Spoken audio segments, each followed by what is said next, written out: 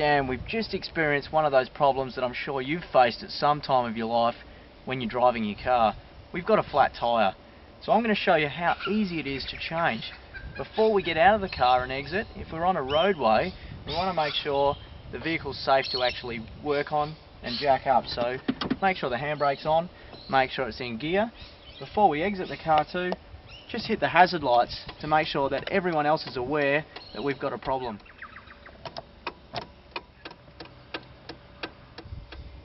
To get to the spare tyre, the jack and all the other tools we need, they're all in the boot, so we need to release that and then step around to the back of the vehicle. To remove the spare wheel, they're normally always located by a bracket or a bolt of some kind, so find the bolt or the bracket, normally unscrewing that in an anti-clockwise direction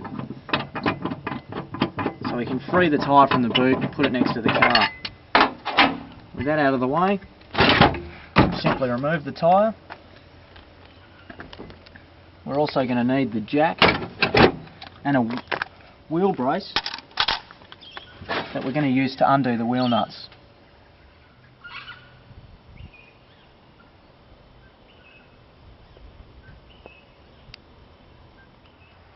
If your car's fitted with a hubcap instead of a mag type wheel, we need to use a flat blade screwdriver. Obviously with that end we can pry that into the hubcap area and just pry that off to get that out of the way.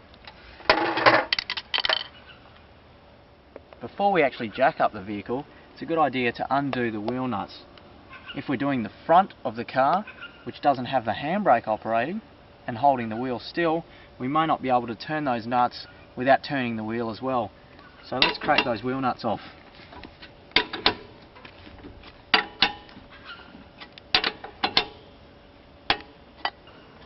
The next thing we need to do is get our jack and our handle, because we obviously need to lift the car up to remove that wheel. So we need to find a nice level spot to put the jack, get our handle in place, and it's a case of lifting up the vehicle. Now I'm going to show you whereabouts is a safe location to jack your vehicle from. This common type of scissor jack, all we have to do is put that on the rear of the jack and actually turn that in a clockwise direction. And what we're aiming to do is lift the car from the seal area or underneath a suspension component. Use the jack until it lifts to that position, turning the handle in and safely jacking up the vehicle. Remember to keep hands, feet, everything out of the way, so if in the event the car does fall, we're definitely clear. So we jack the vehicle up just so we've got clearance of the wheel from the ground, and we can undo those wheel nuts and remove the wheel. Yep. With all our wheel nuts loose, we just remove them, putting them out of the way, that way we don't kick them over and actually lose any. Placing them just to the side, removing the wheel,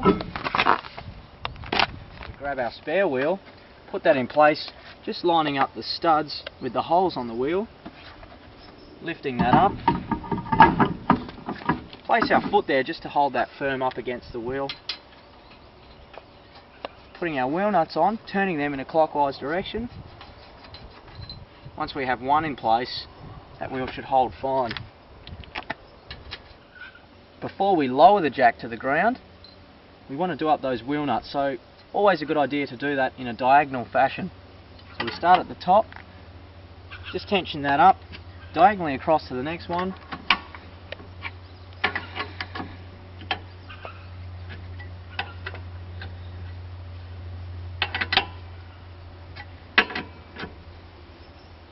okay, now we're ready to lower the jack.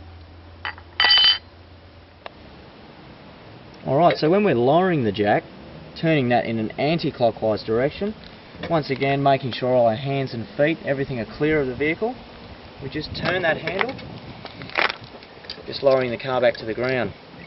The other thing to note, of course, the reason we've changed this tyre is that if we drive with a flat tyre, we can actually damage the tyre itself, which means instead of just having to replace the spare tyre, we're going to have to replace the tyre with a new one.